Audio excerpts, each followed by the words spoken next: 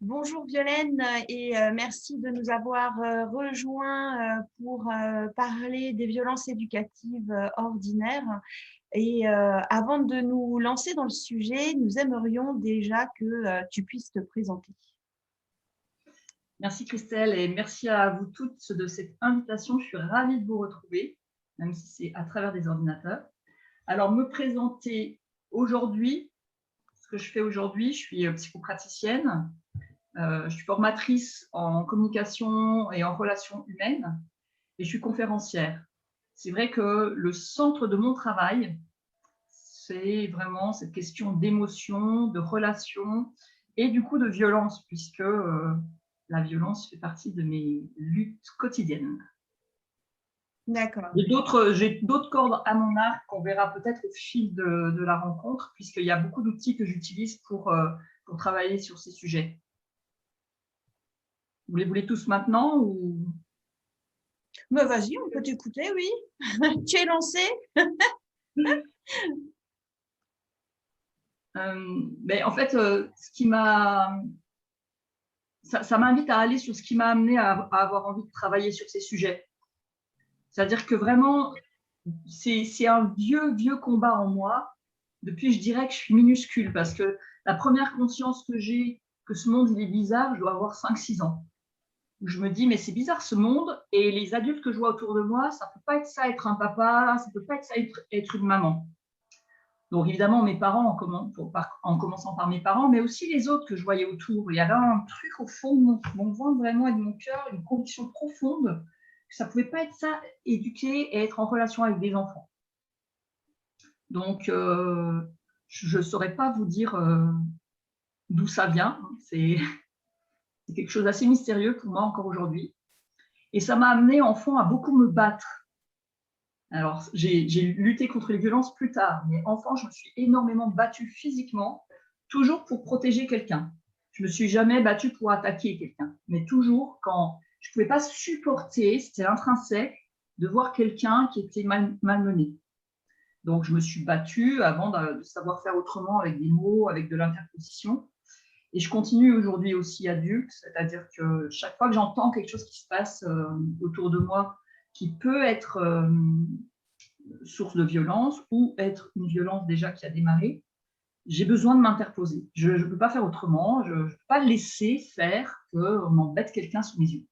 Même quand ce n'est pas sous mes yeux, la dernière fois que ça m'est arrivé, je passais dans une rue, j'entendais des cris, justement, c'est le sujet d'aujourd'hui, puisque j'entendais une maman crier sur un enfant qui pleurait. Moi, j'étais dans la rue et j'ai tapé à la porte, tapé à la porte, tapé à la porte. Personne n'a répondu, mais les cris se sont calmés. Et du coup, un monsieur qui m'a vu faire, qui connaissait les personnes de cette maison, est venu voir ce qui se passait dans la maison. Je ne peux pas passer comme ça et me dire « Ah, bah ça crie. Je vais continuer jusqu'à la boulangerie chercher mon pain. » Je ne peux pas ça. Donc voilà ce qui m'amène à être avec vous aujourd'hui. Donc, Violaine, nous te faisons venir depuis un certain nombre d'années à Molsheim et tu nous accompagnes vraiment avec beaucoup de bienveillance, de respect pour que nous soyons des adultes qui puissions accompagner les autres.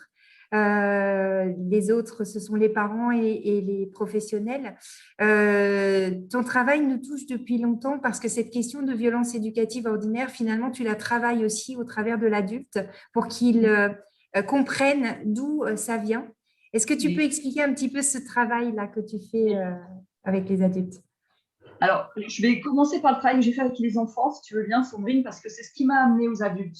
Parce qu'au départ, j'étais touchée personnellement plutôt par les enfants.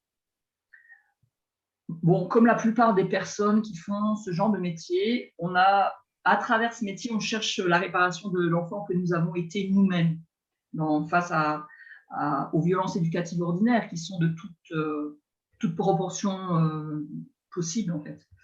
Donc, j'étais d'abord vraiment touchée par les enfants et j'ai commencé par travailler avec les enfants avec un premier outil qui était le Théâtre Forum, donc, que j'ai beaucoup utilisé et avec les enfants et avec les parents, qui met en scène des situations justement de violence ou de conflit. Et puis, on cherche ensemble comment on peut faire autrement en se tapant dessus. Donc, dans les écoles, c'est important comme outil. Cet outil m'a amené à la formation de la médiation par les pairs, c'est-à-dire former les enfants eux-mêmes à utiliser les outils de médiation pour accompagner leurs copains à régler leurs conflits. Ce qui fait qu'ils apprennent vraiment tous qu'il y a d'autres façons de faire. Je me suis retrouvée aussi à travailler avec des jeunes à la PJJ, la protection judiciaire de la jeunesse. Et c'est là que, avec ces différents outils, pas ces outils, mais ces différents temps de travail avec les enfants, il y a les parents qui ont commencé à apparaître en fait dans mon champ de vision. C'est-à-dire que je me suis retrouvée dans une école un jour à travailler sur les émotions et à dire à des enfants, c'est naturel, on a des émotions qui sont câblées dans notre cerveau pour réagir à ce qui se passe dans notre vie. Et donc, si quelqu'un t'attaque, c'est naturel que tu sois en colère, que tu vives la colère, que tu dises non, je ne suis pas d'accord. Et puis, il y a une petite fille qui me dit, oui, ben moi, ma maman, c'est tous les jours qu'elle me tape.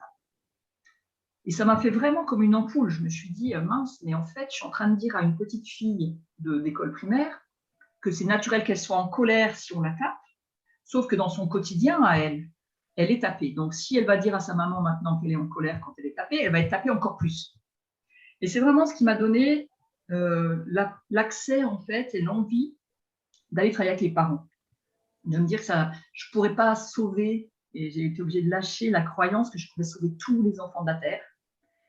Je ne peux pas sauver tous les enfants de la Terre. Par contre, je peux intervenir sur les parents, avec les parents, je peux parler avec les parents, je peux accompagner les parents pour que beaucoup plus d'enfants soient touchés finalement que les enfants que moi toute seule je peux toucher. Et donc, le 3e degré, c'était d'accompagner les professionnels comme vous. Et toujours dans l'idée d'être, moi je suis avec vous comme j'ai dans la tête et dans le cœur envie que vous soyez avec les parents, comme vous avez vous dans la tête et dans le cœur envie qu'ils soient avec leurs enfants. Et c'est par imitation, parce qu'en fait, on sait très bien que les enfants, ils apprennent par imitation, et que si je leur dis « Arrête de crier comme ça !» c'est juste pas possible. Je leur montre, vous vous rappelez comment ça fonctionne, le langage, il y a au moins 80% qui est pris de mon attitude physique plutôt que de mes mots. En fait, tu partirais sur le principe de prendre soin de l'adulte pour prendre soin de l'enfant, finalement, si je reprends ce que tu viens de dire. C'est exactement ça. Et tu sais, c'est l'image que Isabelle Filiosa reprend beaucoup du masque à oxygène. Moi, la première fois, j'ai pris l'avion avec mes enfants et qu'on m'a dit, en cas de dépressurisation, si le masque tombe, vous mettez d'abord votre masque à vous et après à vos enfants. La première fois que j'ai pris l'avion avec mes enfants, je me suis dit, non, ils ne sont pas bien, eux. Je vais d'abord mettre le masque à mes enfants, après je mettrai le mien. Mais en réalité, le temps que je mette le masque à mes enfants, moi, je peux être mal et m'évanouir et plus pouvoir prendre soin de mes enfants. Donc, j'ai vraiment besoin de mettre d'abord le masque sur moi pour continuer à être compétente pour prendre soin de mes enfants. Et c'est exactement la même image avec les parents. Tant que les parents ne sont pas accueillis dans ce qu'ils vivent de difficile, de lourd, de compliqué en fonction de leur histoire, ils ne peuvent pas prendre soin, on ne peut pas leur dire de prendre soin de leurs enfants si eux-mêmes, personne n'a pris soin d'eux. C'est très difficile. Il y a des gens qui y arrivent très bien parce qu'ils ont une capacité de résilience, je dirais, en interne qui est forte. Et puis, ils ont fait le chemin eux-mêmes, ils ont pris soin d'eux-mêmes d'une autre façon. Donc, ils y arrivent très bien. Et puis, d'autres qui ont vraiment besoin de l'aide de professionnels comme vous pour leur permettre d'être accueillis, écoutés, pour qu'eux-mêmes puissent faire la même chose avec leurs enfants. On sent beaucoup dans ta démarche que ça passe par les émotions. Pourquoi ce biais-là? Ou qu'est-ce qui te semble important pour toi de passer par les émotions? Mais en fait, les émotions, c'est vraiment un outil génial que nous avons, qui est dans notre cerveau, au même titre que notre cœur, notre foie, nos poumons, pour le bon fonctionnement de notre être global. On ne remet jamais en question le fait que nous avons un cœur et qu'il est important dans notre vie, ni n'importe quel organe visible de notre corps. Par contre, les émotions, c'est un grand mystère. Et souvent, eh ben, on se dit, bah non, les émotions, on ne va pas s'occuper des émotions. Or, si on a été équipé dans notre physiologie d'émotions, c'est bien qu'elles ont un sens et une fonction aussi importante que les autres organes plus visibles dans notre corps. Les émotions, elles nous disent que ce qui se passe dans notre vie, et on a besoin d'y réagir d'une façon ou d'une autre. Ce sont des réactions qui sont vraiment liées aux événements qui se passent dans notre vie. Quand je suis en train de traverser et qu'un camion fonce sur moi, si je ne ressens pas la peur, si je n'ai pas cette indication physiologique que j'ai besoin de faire quelque chose, et l'indication physiologique avec tout le traitement qui s'ensuit, c'est-à-dire l'envoi de l'information dans mes jambes pour qu'elles partent en courant, l'adrénaline, le cortisol qui me donne l'énergie de courir, qui coupe ma digestion, qui coupe toutes les fonctions inutiles pour que je prenne toute mon énergie pour courir, et ben, je reste au milieu de la rue et je me fais écraser. Donc on voit bien l'importance fondamentale de cette émotion de la peur. Et pour toutes les autres émotions, on pourrait, et d'ailleurs vous savez, puisque vous avez vécu ce magnifique stage qui s'appelle la grammaire des émotions, chacune de ces autres émotions a une valeur et un sens fondamental dans notre vie pour nous donner une indication du chemin que nous avons besoin de vivre et de suivre pour nous-mêmes. Alors, tu parles de la première formation que tu es venue nous délivrer, et ce temps qui était vraiment un temps fort pour nous. Il y a quelque chose qui est ressorti, en tout cas moi, qui m'avait beaucoup interrogée et questionnée, c'est le fait que finalement, on ne peut pas nier toutes nos émotions, et que petit, finalement, il y a surtout une émotion qui va être acceptée dans notre famille. Et par cette émotion-là, toutes les émotions vont passer, et qu'en fait, on vit un peu dans une société où finalement, on s'arrange avec les émotions. Alors, est-ce que c'est une société où on s'arrange? En tous les cas, c'est des histoires familiales où on s'arrange, je dirais plus. Alors oui, en termes de société, là où je te rejoins, c'est que de façon assez classique, on va permettre un certain type d'émotion aux filles, comme elles ont le droit d'être tristes, les pauvres chouchounettes, et puis d'autres émotions aux garçons. Eux, ils ont le droit d'être en colère. C'est des mecs, quoi, quand même. Hein. Donc ça, c'est un peu le côté cliché quand même, parce que ça peut être différent selon les personnes. Par exemple, moi, j'avais absolument pas le droit d'être triste chez moi. C'était complètement interdit. La colère, c'était plus ou moins toléré. Donc, on va remplacer des émotions, parce que l'émotion, elle génère une tension en nous. Et si on la laisse à l'intérieur de nous, la tension reste et on finit par avoir mal quelque part, etc. Du coup, et c'est ça qui donne lieu à la violence. Hein. Vous voyez bien, là, je suis tendue comme ça. Si ça ne sort pas par l'émotion naturelle, à un moment donné, je vais exploser. Et par moment, si on m'autorise une émotion dans ma famille, je vais utiliser celle-là pour exprimer ce qui se passe à l'intérieur de moi. Ce n'est pas forcément l'émotion qui va m'aider à réparer la situation. À ce propos, j'ai écrit un petit livre, d'ailleurs, le premier que je voulais vous montrer, pour les enfants, justement, Pourquoi je ris, pourquoi j'ai peur, qui reprend chacune de ces émotions principales et qui raconte à quoi elles servent. Donc, c'est chez les éditeurs ou des éditions Gulfstream, mais je crois qu'on pourra mettre des petits liens. Et il est chouette, c'est un petit documentaire assez intéressant. Donc oui, les émotions, c'est vraiment à la base de mon travail, puisque c'est la base de notre vie, en fait. Parce que quand on comprend finalement la fonction des émotions, quelque part, on va comprendre aussi pourquoi dans telle ou telle situation avec notre enfant, finalement, les comportements violents vont arriver. En regardant sous l'angle des émotions et du stress. Parce que sous chaque émotion, il y a du stress. Et ce qui fait qu'aujourd'hui, j'ai un comportement violent avec mon enfant, c'est le stress. C'est le stress et l'éducation que j'ai reçue aussi. L'éducation au sens large. Hein, quand je vais parler, par exemple, de figures parentales, ça peut être toutes les figures parentales, c'est-à-dire tous les adultes dont j'ai dépendu à un moment donné. C'est vraiment cette histoire de lien de dépendance, en fait, qui est en jeu. C'est-à-dire qu'il y a mes parents, bien entendu, mais il y a aussi les grands-parents, il y a aussi les tantes, les oncles, les maîtresses, les maîtres, toutes les personnes qui ont eu autorité à un moment donné sur moi.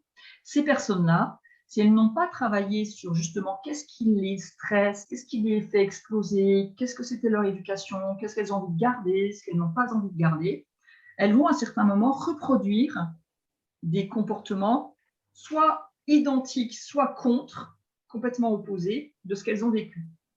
Ce n'est pas des comportements qui auront été du coup mûrement réfléchis, intégrés. Par exemple, le classique, hein, c'est un enfant fait une bêtise, c'est-à-dire qu'il fait une expérience, lui, qui se termine mal, du style, le truc le plus classique, c'est il fait tomber un verre où il bouge son bras et il y a la tasse qui tombe par terre. Le parent qui réagit tel que son parent aurait pu réagir avec lui, avec son système de stress activé, il peut se mettre à crier. C'est n'importe quoi ce que tu fais, mais vraiment, c'est pas. Il n'y a aucun parent qui a envie de crier en vrai sur son enfant. Moi, je pars du principe qu'il n'y a aucun parent qui se dit le matin en se levant « Ah, aujourd'hui, je vais crier sur mes enfants ». Non, tout le monde se rend bien compte que c'est épuisant, et pour les parents et pour les enfants. Donc, le parent qui agit comme ça à ce moment-là, il est au contact avec son système de stress qui est dans le cerveau archaïque, qui n'est pas du tout en contact avec son cerveau préfrontal qui pourrait réfléchir à la situation. Et du coup, qui pourrait analyser ce qui vient de se passer, que son enfant il a eu un geste malencontreux et que la tasse est tombée. Et il y a aussi cette notion de dépendance dont je vous parlais. C'est simple. Est-ce qu'on ferait ça avec une amie? Non. Là, moi, j'ai déjà fait tomber des trucs chez des amis, jamais je me suis fait hurler dessus comme j'aurais pu me faire hurler dessus si j'étais un enfant. Donc, on voit que le lien de dépendance, il est vraiment aussi important dans cette façon qu'on a d'être connecté à notre système de stress, puisqu'on est capable de ne pas faire ça avec nos amis. Qu'est-ce qui fait qu'on le fait avec nos enfants? Quand tu parles de lien de dépendance, c'est-à-dire, pour bien comprendre, hein, c'est le lien de dépendance que l'enfant a vis-à-vis de l'adulte, hein, c'est ça, hein? Le lien de dépendance dans un sens, le lien d'autorité dans l'autre sens. Ça nous montre bien où naissent les violences éducatives ordinaires. C'est que quelque part dans le système de stress, de croyance très inconscient du parent, il a intégré que quand son enfant fait ça, il doit crier. Puisque forcément non, mais sans doute, ses parents ont crié sur lui quand il faisait ça, enfant. Il y a peu de chances que ses parents l'aient accueilli, parce que sinon, il n'aurait pas ce câblage-là de crier. Si les parents nous accueillent en nous disant « Ah, je vois que ton coude a fait tomber la tasse, qu'est-ce qu'on fait maintenant pour réparer ?» Il n'y a pas de raison de construire des circuits, sauf si après, c'est vécu à l'école de façon très, très, très, très forte. On a vraiment je dirais la relation de cause à effet. Quand je vois mon enfant faire ça, dans mon cerveau, je me retrouve comme moi, petit enfant, face à mes parents, et je réagis de la même façon qu'ils ont eu réagir avec moi. Elle n'est pas très française, ma phrase, mais enfin, vous avez compris. Et du coup, par exemple, je crie. Quelque part, de façon assez inconsciente, hein, parce que les violences éducatives ordinaires, la plupart sont des actes, des réactions inconscientes, mais quand même, de façon... ça me fait venir une autre idée. Mais de façon assez inconsciente, j'ai l'idée que j'éduque mon enfant en faisant ça. Et en vrai, ça m'a fait penser à ce qu'on appelle la résonance de la dissonance cognitive, la réduction de la dissonance cognitive. Vous connaissez ça? Vous en avez déjà entendu parler de la dissonance cognitive? C'est vraiment, je me suis dit, quand j'étais pas maman, que jamais je taperais sur mon enfant. Jamais je ne crierais sur mon enfant. Jamais. C'est pas possible. Et puis un jour, je me retrouve face à mon enfant qui fait tomber un verre et je crie. Et donc ça, c'est une dissonance cognitive, c'est-à-dire que c'est très dissonant dans mon corps entre ce que j'avais comme idée, comme projet, et ce qui m'arrive en réalité. Et pour réduire cette souffrance que j'ai à l'intérieur de moi, cette tension, c'est plus facile de me dire « Ouais, bon, en même temps, voilà, j'ai crié, mais c'est pas grave. Hein, les phrases comme « Tout ce qui ne me tue pas me rend plus fort. » Ouais. Plutôt, hein. Donc, toutes ces phrases comme ça, ce sont des phrases qui montrent la réduction de la dissonance cognitive. C'est-à-dire que c'est plus facile à ce moment-là de me dire « Oh, c'est pas grave, j'ai crié, mais c'est pas très grave », que de me dire oh, et prendre conscience de ce que je viens de faire et me dire « Oh, je suis désolée, mon petit loulou, jamais j'aurais dû crier sur toi pour cette raison. Vous voyez le schmilblick? Et c'est ça qui, pour moi, va être sous-jacent de la plupart des violences éducatives ordinaires. Après, il y a plein de personnes qui sont vraiment convaincues, et là c'est encore un autre sujet, que taper, c'est un mode éducatif. Là, on part de plus loin.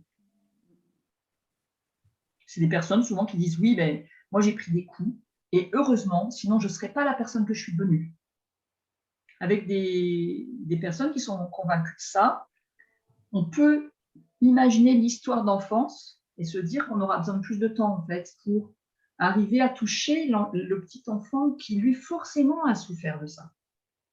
C'est impossible qu'un enfant n'ait pas souffert d'avoir été frappé. Mais il s'est coupé.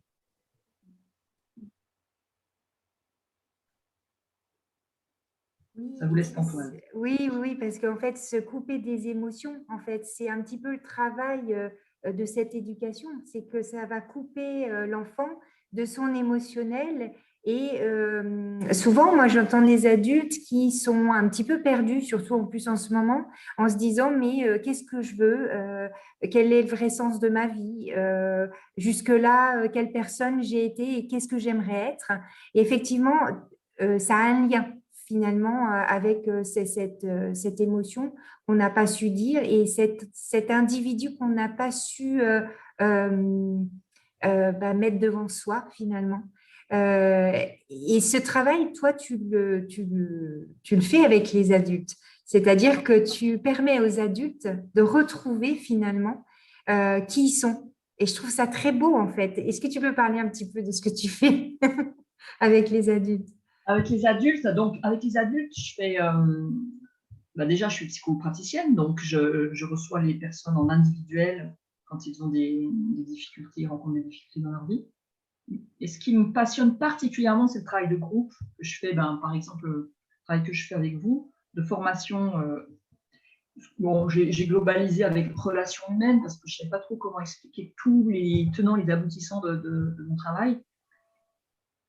L'objectif, c'est effectivement, comme tu le dis, Sandrine, c'est que chacun puisse retrouver la personne qu'il est en vrai au fond de lui. La personne qu'aujourd'hui, il a envie de devenir.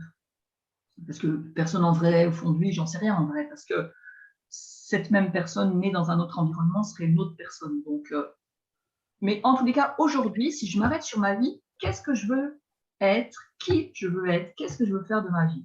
Où est-ce que j'ai envie de m'épanouir? Où est-ce que j'ai envie d'être moi, en fait? Retrouver une identité qui serait celle que je décide aujourd'hui et pas celle que mes parents ont décidée.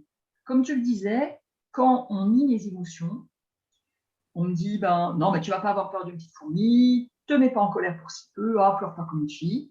Donc, on nie ce qui est en train de se passer à l'intérieur de moi, on nie mon identité et ma vérité. Quand je suis un tout petit enfant, j'ai plus confiance dans la parole de l'extérieur que dans la mienne, dans mes ressentis.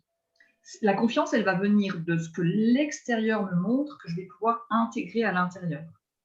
C'est dommage que ça se passe comme ça. Hein. Ce serait chouette si on pouvait garder « ouais, ça va papa, ça va maman, vous dites bien ce que vous voulez. » Moi, c'est ça que je sens à l'intérieur de moi. Mais ça ne marche pas comme ça. On est comme justement toujours ce lien de dépendance dont je parlais tout à l'heure. Comme je suis dépendante de l'environnement dans lequel je grandis, je suis bien obligée de m'accorder à ce qu'on me dit, puisque sinon je serais perdue en fait. Hein. Quand je suis petit, je ne peux pas dire cette maison elle ne me plaît pas trop, je vais aller taper à la porte des voisins. Donc, quand je grandis avec tout ça à l'intérieur de moi, j'ai perdu des bouts de moi en route. Moi, par exemple, je vous l'ai déjà raconté, l'étiquette que j'avais, c'est que j'étais une brute. Forcément, hein, puisque je me battais sans arrêt pour défendre les autres. Mais on voyait juste l'extérieur de moi, on ne voyait pas l'intérieur, la raison pour laquelle je me battais. Donc, j'étais une brute. Et j'ai grandi vraiment tard avec l'idée que j'étais une brute. Et donc, c'est parce que j'ai rencontré des gens qui m'ont aidé à trouver les bouts de moi qui étaient autre chose, que j'ai reconstitué et que j'aime la personne que je suis maintenant et que j'ai envie, du coup, de permettre à d'autres de retrouver leurs aspirations profondes, de retrouver les bouts de leur identité qu'on leur a fait perdre en route. Donc, le travail, c'est un travail autour des émotions. autour de la confiance. J'en profite pour vous montrer un deuxième bouquin que j'ai écrit, parce qu'il est chouette. C'est des cahiers de Filiosa. On a toute une collection qui sont faites pour les enfants, mais avec un cahier pour les parents, dans laquelle la confiance en soi, qu'est-ce que ça veut dire? Et c'est tellement lié à ce qu'on dit tout de suite que c'est pour ça que je vous le montre. La confiance en moi, c'est-à-dire savoir qui je suis, quels sont les bouts de moi que j'ai perdu en compte, que j'ai envie de me réapproprier, elle va venir parce que je suis accueillie, parce que je suis écoutée, parce qu'on me permet de vivre mes émotions. Et moi, c'est vraiment ça que j'ai envie de transmettre à travers différentes thématiques, comme j'ai pu faire avec vous, autour du regard, de la relation, du stress. On n'a pas fait encore le stress, mais ça pourrait être le stress, les émotions, les besoins, ce qu'on a travaillé, le contact. Non, le contact, c'est la prochaine fois.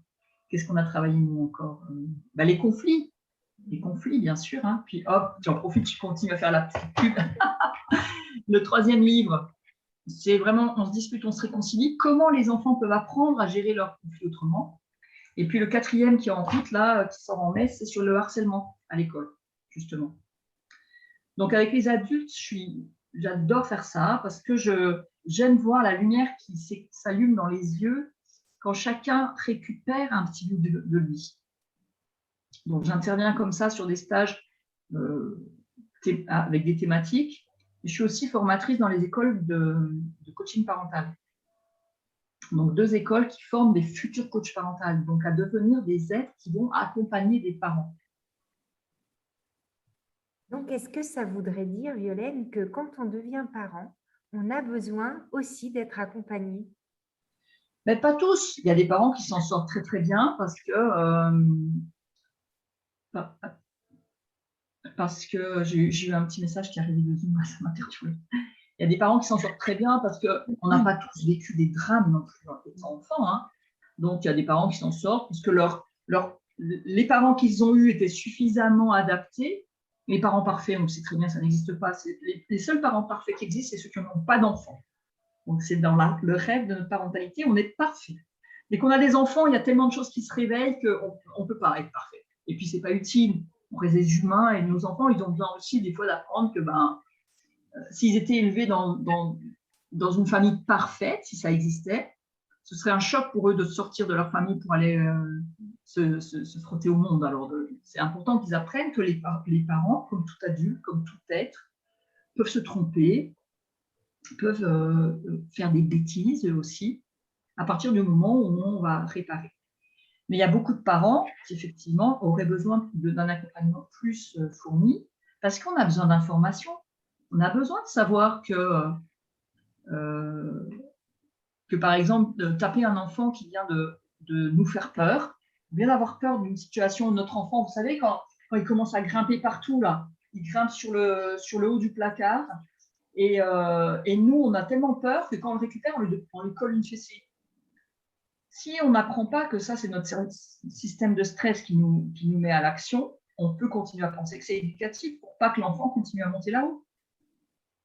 Moi, j'ai appris il n'y a pas très longtemps quelques années maintenant, que les Esquimaux, pour éviter que les enfants Esquimaux tombent dans les trous de glace, ils leur font honte.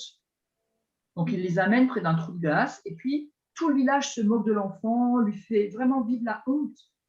Pour moi, c'est horrible de me dire qu'on peut éduquer des enfants de cette façon-là. Oui, ok, le trou de glace, c'est quelque chose qui est mortel pour l'enfant. Alors bon, c'est extrême. Mais on ne pourrait pas trouver une autre façon de lui faire comprendre à l'enfant que le trou de glace, c'est mortel. Donc, je ne sais plus la question que vous m'avez posée, pourquoi je suis arrivée ici, par contre. Je me suis perdue, je crois. Le petit message, tu sais, c'est marrant, hein, notre cerveau, comme il est binaire. C'est-à-dire, il y a un message de Zoom qui m'a dit que tu avais prolongé le temps. Mais du coup, dans un endroit de ma tête, ça fait poum, et ça m'a embarqué ailleurs, et je ne sais plus quelle question vous m'avez posée. Notre cerveau, il est assez binaire, hein. Il suit des chemins, et quand on lui donne un petit coup qui l'emmène dans une autre zone, il a besoin d'un certain temps pour se rétablir. Mais en même temps, c'est intéressant parce que ça m'invite à conclure, là j'ai retrouvé la question de vous, à conclure sur le travail vraiment nécessaire de nettoyer nos blessures d'enfants qui vont permettre que d'autres circuits se créent dans notre cerveau. Parce que notre cerveau, il est plastique.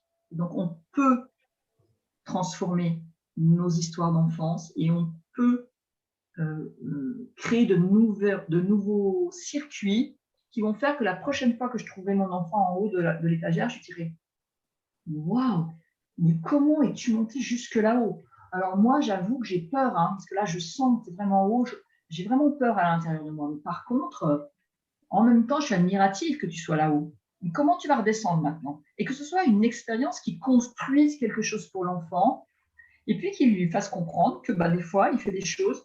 Quand il fait certaines choses, le parent a peur, mais la peur appartient aux parents, en fait.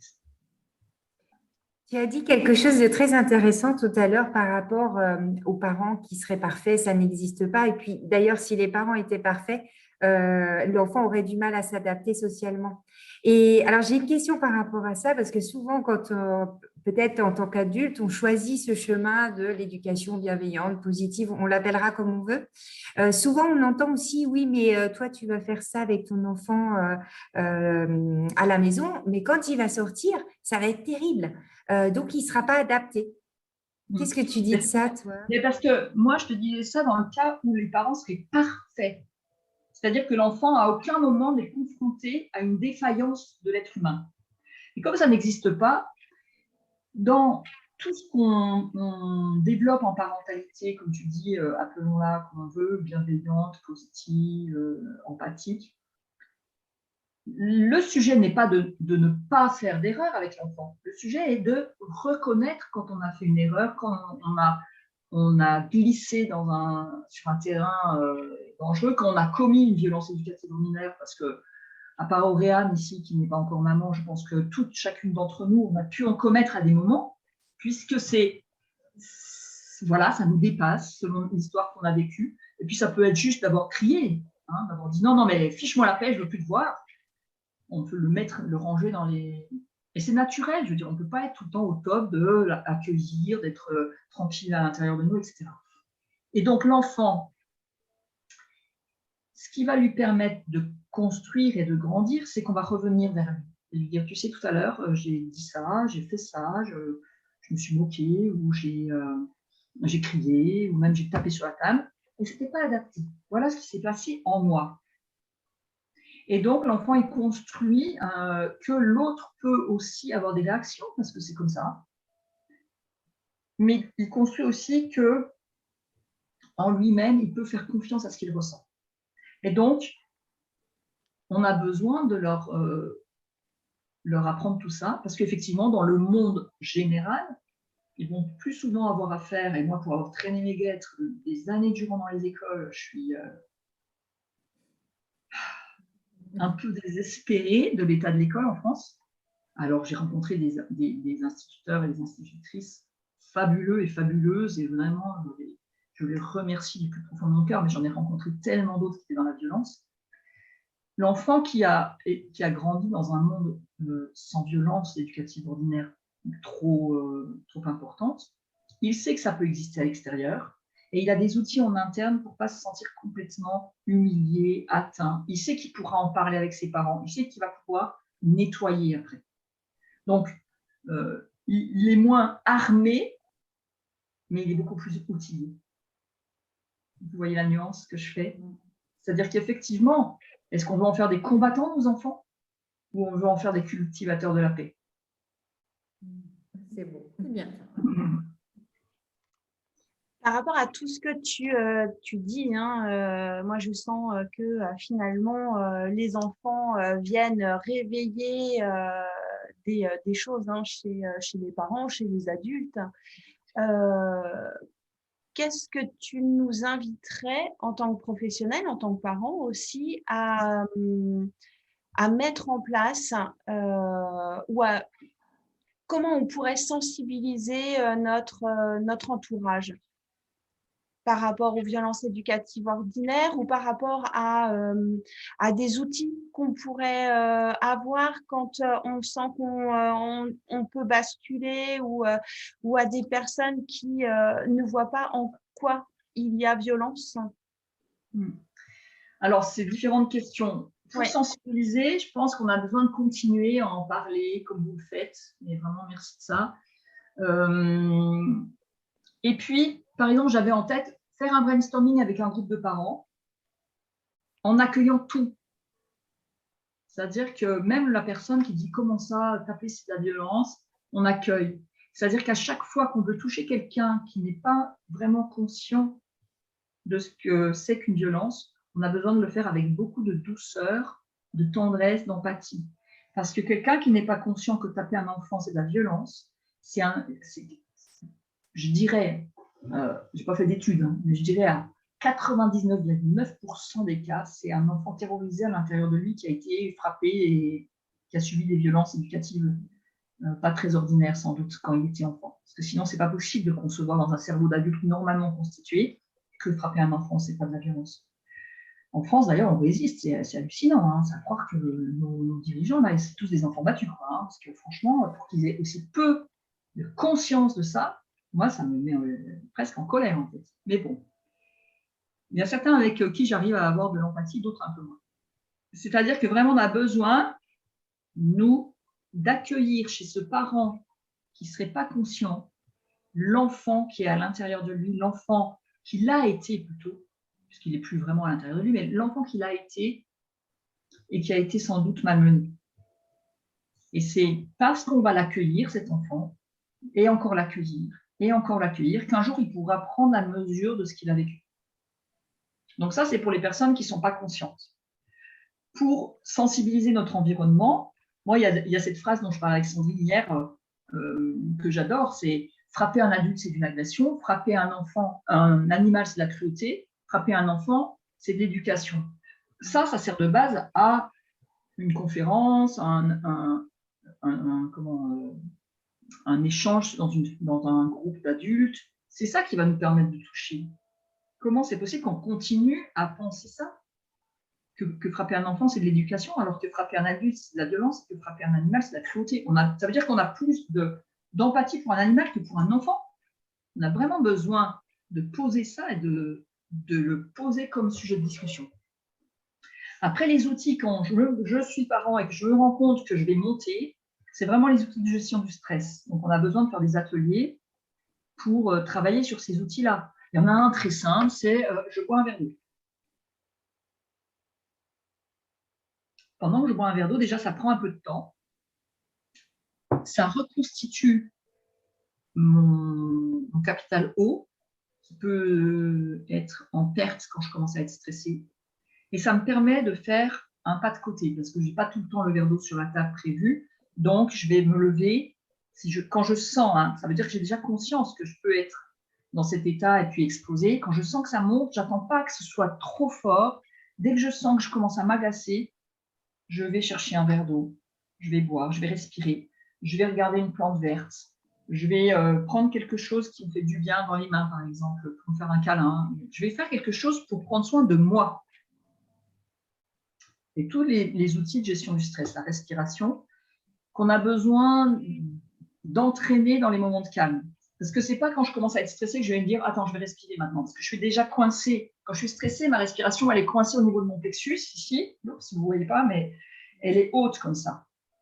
Si je ne me suis pas entraînée avant le moment où je suis stressée à poser mes fesses sur le siège, sentir mon sacrum, je l'avais perdu, sentir mon sacrum, et respirer en pensant vraiment à mon ventre et à descendre la respiration plus profond, ce n'est pas au moment où je suis coincée ici que je vais pouvoir m'y mettre. Hein. Donc, c'est vraiment utiliser les outils. Si je sais que je suis sujette au stress, c'est utiliser régulièrement des outils qui m'amènent à me détendre pour pouvoir l'utiliser du coup de façon un peu plus instinctive au moment où le stress monte.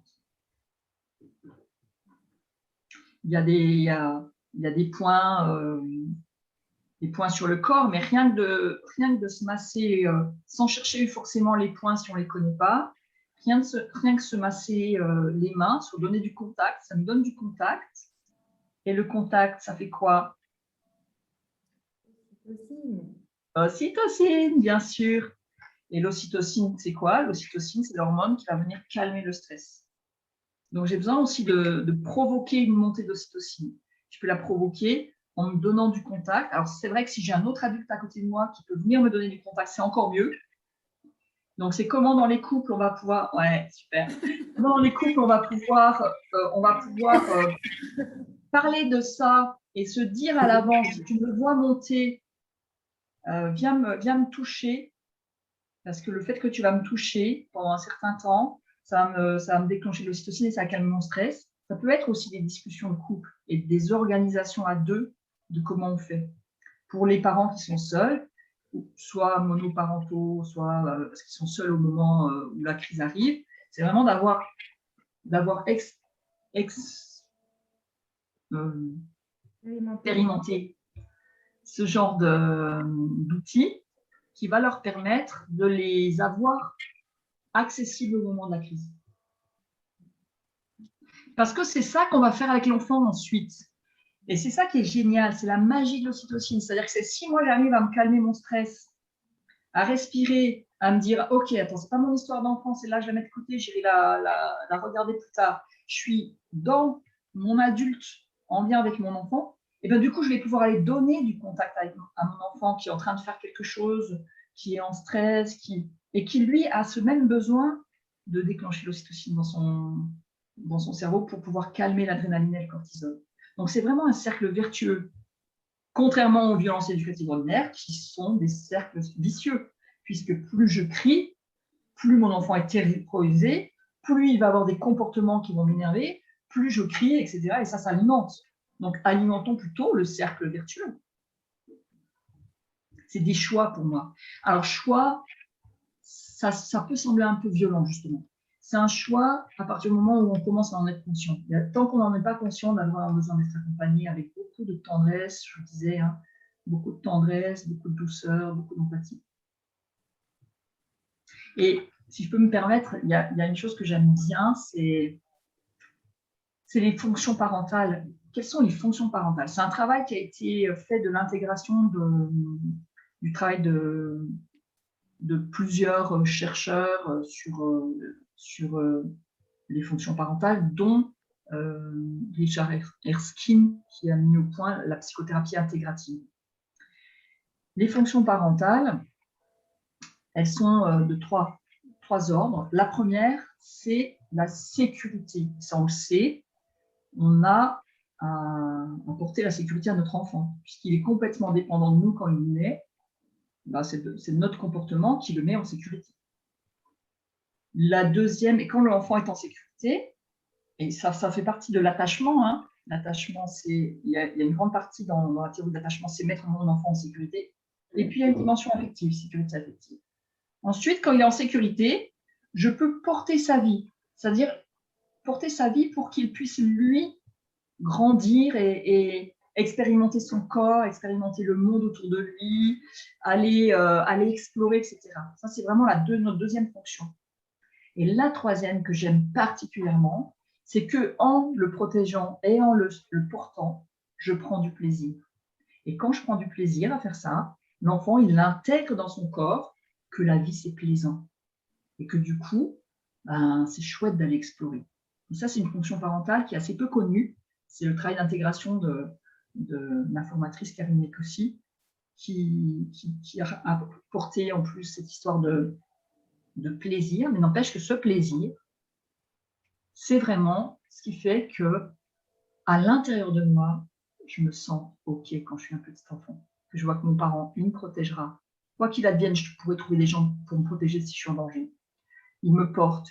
Donc, quoi qu'il advienne, je pourrais trouver des gens qui sont heureux de voir qui vont m'accompagner, qui vont m'aider à accomplir des choses.